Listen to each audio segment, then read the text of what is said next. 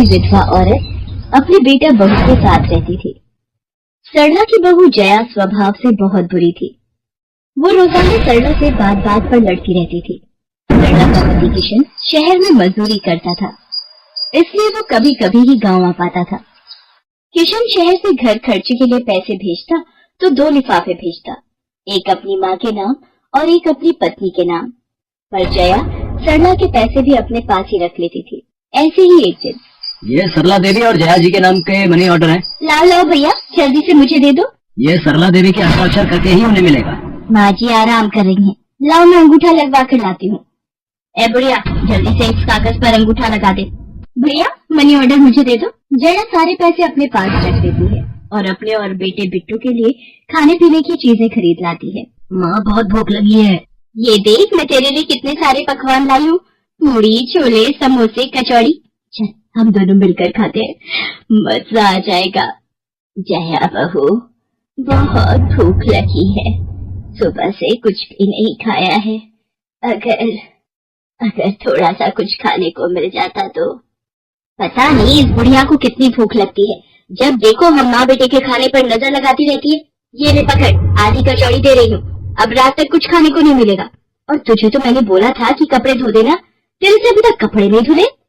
ये कचौड़ी खाकर चुपचाप सारे कपड़े धो देना, नहीं तो मुझसे बुरा कोई नहीं होगा। बेचारी सरला कचौड़ी का एक टुकड़ा खाकर भला क्या पेट भरती।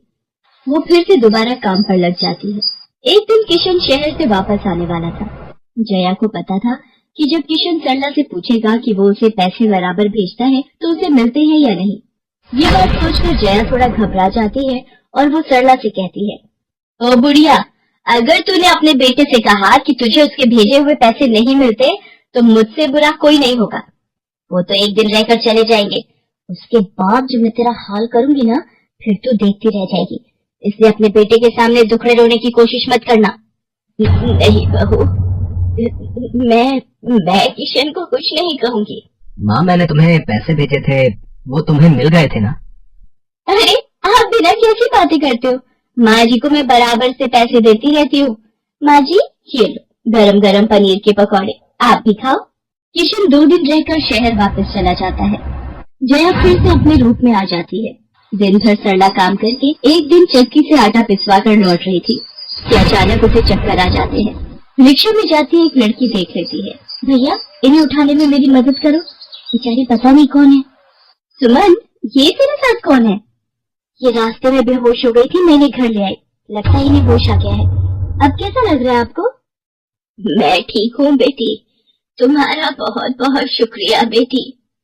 माँ जी आप इतनी भारी आटे की बोरी अकेले उठा कर ले जा रही थी, आपके बच्चे या कोई? सरला की आंखों में आंसू आ जाते हैं, वो रो पड़ती है। माँ जी कोई परेशानी है तो आप हमसे कह सकते हो, मुझे लग रहा है आप बहुत परेशानी में हो। क्या करूं बेटी, मैं इस जीवन से हार गई हूँ। सरला के दुख का घड़ा फूट जाता है और वो सारा दुख सुमन और बाकी लड़कियों को बताती है। अब इस संसार में जीने की कोई इच्छा नहीं है मेरी। माँ जी ऐसा मत सोचिए, आप जीवन से यूं निराश मत होइए। अब आप अपनी बहू के पास वापस मत जाना, आप यहाँ हमारे साथ रहो। बेटी तुम बहुत अच्छी हो, भगवान तुम्हारा भला करे। तुम लोग यहाँ गांव में रहती हो क्या? जी माँ जी हम मेहंदी वाली हैं, हम लोग मेहंदी लगाने का काम करती हैं और आसपास के गांव और शहरों में मेहंदी लगाने जाती हैं। क्या मैं भी ये काम सीख सकती हूँ? क्यों नहीं, बिल्कुल, और ये तो बहुत अच्छी बात है, हमारे ग्रुप में आप भी जुड़ जाओगे, मैं आपको मेहंदी लगाना सिखाऊंगी। सरला अब उन लड़कियों के साथ ही रहने लगी और कुछ ही समय में वो बहुत अच्छी मेहंदी लगाना सीख गई। तो जया सरला के कुछ दिन तक वापस न आने से घबरा जाती है। ये बुढ़िया इतने दिनों से कहाँ गायब है, मुझे तो कोई खोज खबर नहीं है। बिट्टू के बापू ने हम सबको अचानक शहर बुलाया है, वहाँ जाकर अब यही बोलना पड़ेगा कि बुढ़िया की तबीयत खराब थी इसलिए नहीं ला सकी। जया बिट्टू को लेकर किशन के पास शहर पहुँचती है।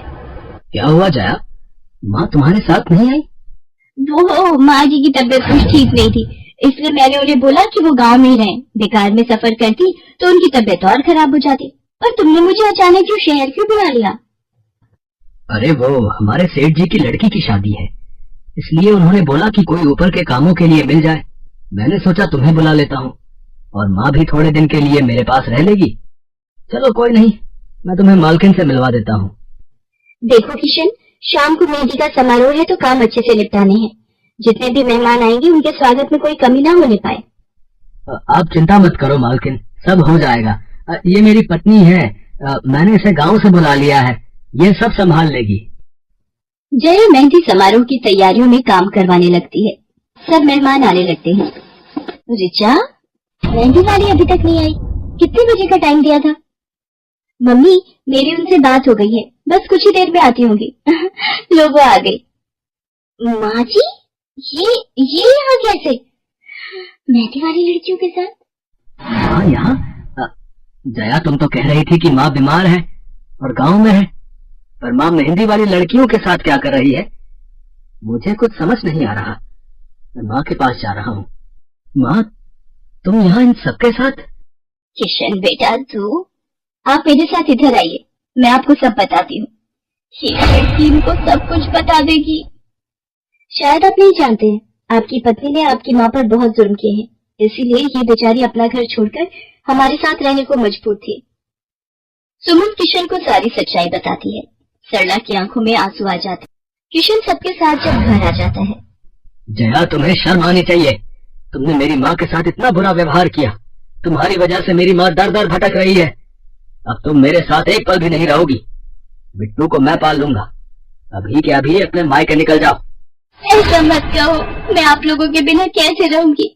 मुझे माफ कर दो, मुझे माफ कर दो, मेरे से गलती हो गई। माँ जी, मुझे माफ कर दो। किशन बेटा, मैं किसी से भी नाराज नहीं हूँ। जया बहू को माफ कर दे। गलती इंसान से ही होती है बेटा। मैंने जया बहू को माफ कर दिया।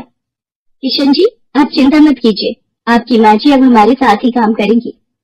उस दिन के बाद जया ने अपना व्यवहार बदल लिया। सरला ने मेहंदी लगाना नहीं छोड़ा, वो अपनी मेहंदी लगाने के काम को करती रही।